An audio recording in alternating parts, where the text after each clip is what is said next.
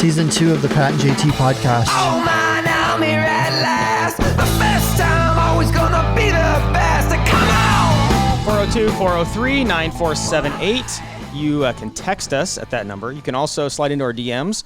It's Pat and JT, Twitter, Instagram, and on Facebook.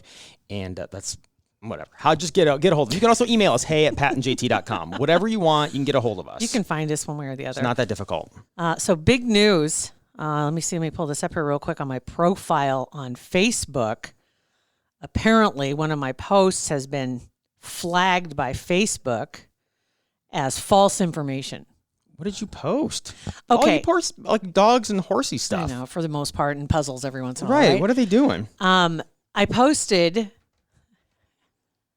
it was a snark. It's kind of a joke. Okay. I just posted because it was funny to me, and I was like, okay, for your numbers, if numbers are your thing, check this out, kind of thing. And it says tonight at 8:20 and 20 seconds in military time, that would make it 2020 20 in 2020. I thought that's fascinating. I mean, you're a smart scientist. That's brilliant. Which happens every day this year.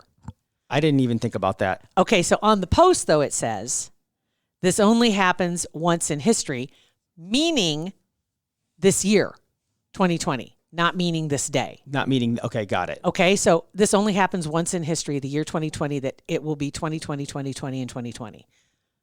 Okay, right. Cool. I'm like, okay. So a lot of people, they pointed out, that happens every day this year. I'm like, I know. That's what it says. It only happens once in history. This whole year does. And who has enough time just to sit and think about that? I know. It's like, just take it for what it's worth. I get it. I just thought, I just think it's kind of cool because I like number things like palindromes, things like that, and when things happen like that, whether it's letters or words or letters or numbers. So anyway, I had all these comments on here, and next thing I know, just today, and I posted this, 2 days ago, almost 3. And then today it's flagged and it has this transparent cover on it that says, false information. Facebook flagged you for false news, for fake news. It says the same information was checked in another post by independent fact checkers. See why. So I went to see why. It said this information has no basis in fact. But yes. It is true, though.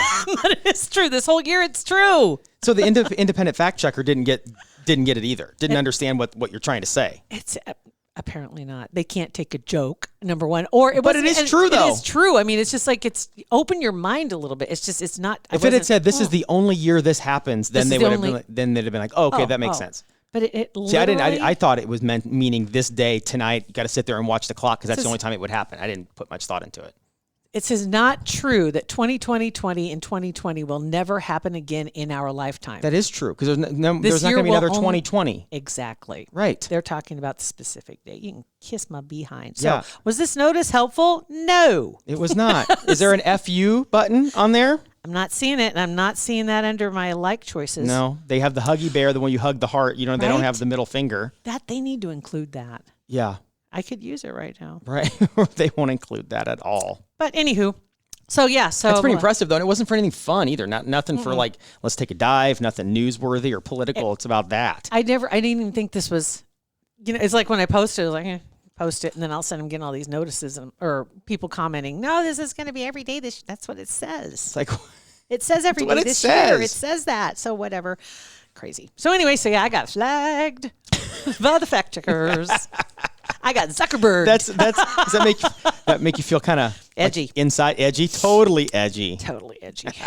So there's that. Okay. Funny. Okay, so I know we've talked about this in the past. Mm-hmm. It's been a minute though, about like the temperature we keep our houses like inside the internal climate of our home. It became a big deal. Remember about a year ago when they were talking about people in offices and the women always wearing sweaters because it was too cold in the office. Yeah. And it was always cold in the studios because we had to keep it cooler because of the equipment that we had. So there wasn't humidity or static electricity. And like TV studios are always cold too. Like all that kind of with a lot of electronics, it's always got to be cold. But just in general in your house, I'm curious. I am curious about, like, I know we talk about it every year. It's strange to me that the temperature 70 feels really cold in the winter, but it feels really nice in the summer. Yeah, I don't understand that either. How can it be? It's got to be humidity. We'll talk to a meteorologist or something. It's got to be humidity. So you guys having a problem at home? Well, no, I mean, before Beth BB.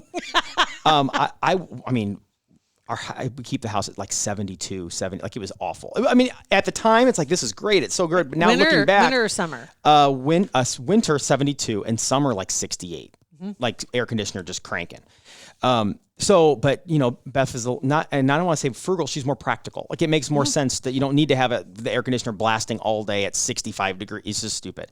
So I'm kind of slowly, that first year we were together, I had some fevers, just my body transitioning, getting used to it.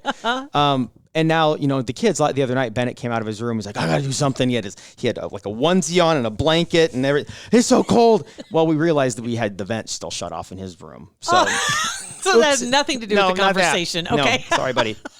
But I realized that last night we're getting ready to go. We're in the living room and we have a fireplace in there, a little gas one. So whatever, in the living room, we're good and toasty. It's good to go. Walk back toward the other parts of the house and it's chilly. Yeah. And I looked at the thermostat. It was 64. Or 63. I sleep at 66.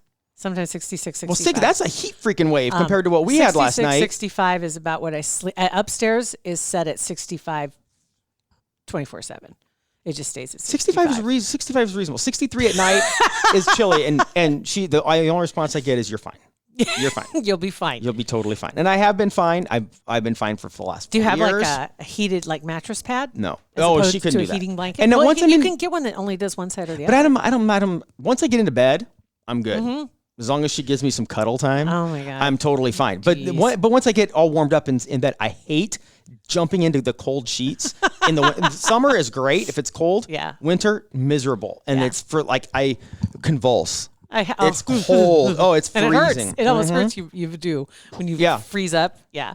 I have the mattress pad that's heated, and I turn it on before I go to bed, and then I turn it off when I go to bed because it's too warm overnight. Yeah, because it'll bake it like a slow cooker. Oh God, yeah, it's like the frog in a pot of water, right?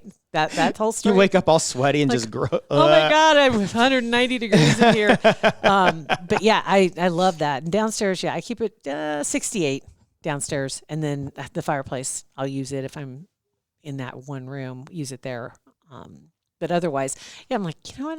Well, once you get in the house, you're used to it. I mean, you have your clothes on. I don't like wearing socks in the house. 19 layers. I don't like wearing, I wore shorts and a t-shirt. And she's like, well, put on some clothes. Put on some pants. And I don't mind. And I'll throw on some sweatpants when it gets a little bit colder, but I do not like wearing socks inside. Do you like slippers? I do like some slippers. I have my slippers. I do wear those, and that makes a difference because I don't like wearing socks, period. I don't even have socks on today. Nope. Yeah. Nope. No socks. Just my tinnies. But I hate wearing socks, period. So it is that transition. That's what this time of year is. It's all about that transition. It's awkward. It's the teenage years. It's the things are changing and it's all awkward for everybody. So a good friend of ours, did we talk about their engagement? We did, didn't we? Mm-hmm, a little bit. And then they took off and now they're posting engagement pictures. Svan Deeb and his now fiance, Jaquel. And they went to Arizona over the weekend. So we got the pumpkin, the absolute, it's timely. We need the pumpkin pictures with the engagement ring. So got those put up and seen a lot of those kind of pictures. A lot of the pumpkin pictures out there. It's really pretty. It really is. I hate fall, but I love fall. Yeah, I would love to go to Vallis is a great place to go. It's super fun. I want to go in June. Freaking expensive. When nobody's there. Right. Okay. And they have it. I haven't gone this year, but just driving by on the interstate, they've added a new big, huge parking lot wing. So I think getting in and out will be easier. Yeah. But it's so expensive. It's $25. It varies. The average is $25. Saturdays is more expensive than Wednesdays. Okay. So it's about $25 to get in. That's just to get in, nothing else. So then you're looking at pumpkins for $15. How much is a bag of peanuts to feed the animals or whatever? A bucket of corn. That was it used to be a buck. 2 years ago it was $1, and it was like a cone when that camel almost bit my arm off. Yes. That was like $1 for a cone filled with camel nuggets. So it's not a real high price. So it's kind of like a little nickel and diamond once you get in the gate. Mm-hmm. Everything else costs $1. But if you have a family of 4, that's $100 just to get in. Just to get in. But the place is packed. That's constantly. Oh my gosh. Constantly. I mean, they're only open for 6 weeks out of the year, and that's where they make all their money. Make all their money there. There's one up north. What's it called? It's Hy-Vee, $3 a piece. No, it's my pumpkin patch. There's a maze that's up there. Like a corn maze. Yes, and they've gotten. I can't remember the name of the place. It's got a really cute name. But I don't remember it. And then a whole bunch of outdoor activities for the kids, bouncy house, all kinds of stuff that's out there. Drove by it the other day, just packed. Yeah. Everybody is just like, and it was a beautiful day. Because the weather's been awesome. Yeah. And not to like not give credit to Vallis, because it's like an amusement park there. Like they have a train. It's like next level. Probably one of the best pumpkin patches in the country. But holy cow! I'm looking here real quick. Their turkey. Bennett knows somebody, which was really funny. He knows someone that works at the turkey leg stand in there, and so she gave the first time they went, I think he got a discount, or like one was overcooked or whatever like that, and he got one. But he every time he goes out, he's gone out there 3 times. Of course, for just right. My free turkey leg. He didn't, but the times she wasn't there working. So did he have to pay to get in? Oh, well, he paid. I think he had free tickets one time, then he paid one other time, and the other time it was an off hour. Okay. Late on a Wednesday. Wow. Skinny Bones. I've heard of Skinny Bones. Skinny Bones on the way to Blair. I was just looking. Vallis, then you got Bellevue. Bellevue Berry Farm's cool. Bellevue Berry Farm is more of you don't have to necessarily pay to get in. There are things you can do without having to pay. Pioneer Trail and Pumpkin Patch. Pumpkin Trap? That sounds like a terrible. That's the other name for Vallis. It's a pumpkin trap.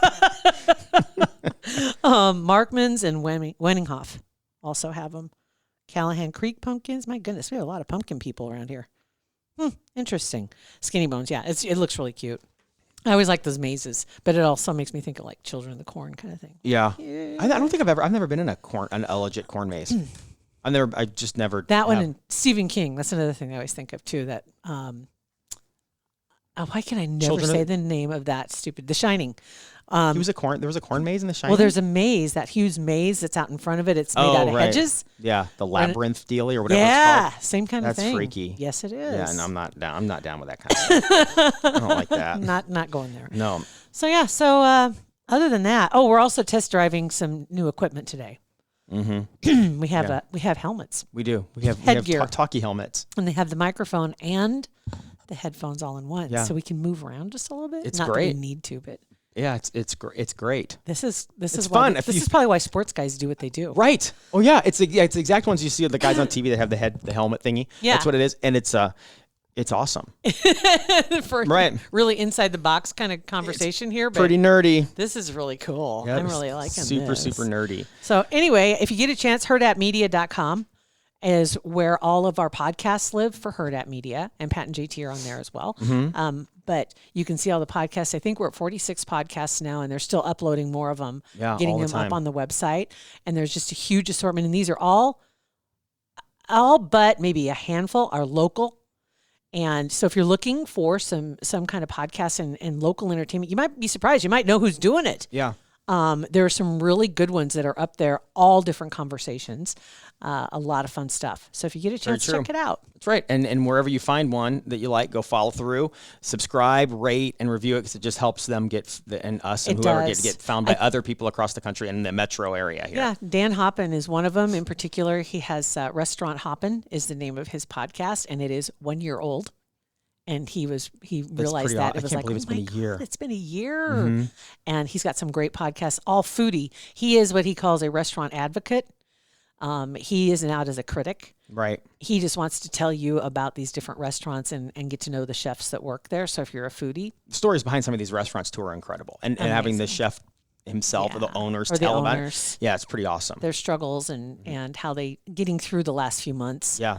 Been rough.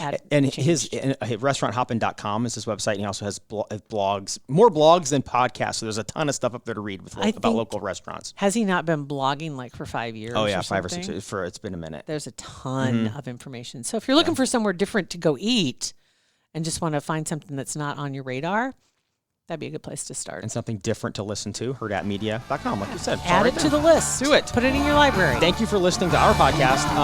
Text us 402-403-9478.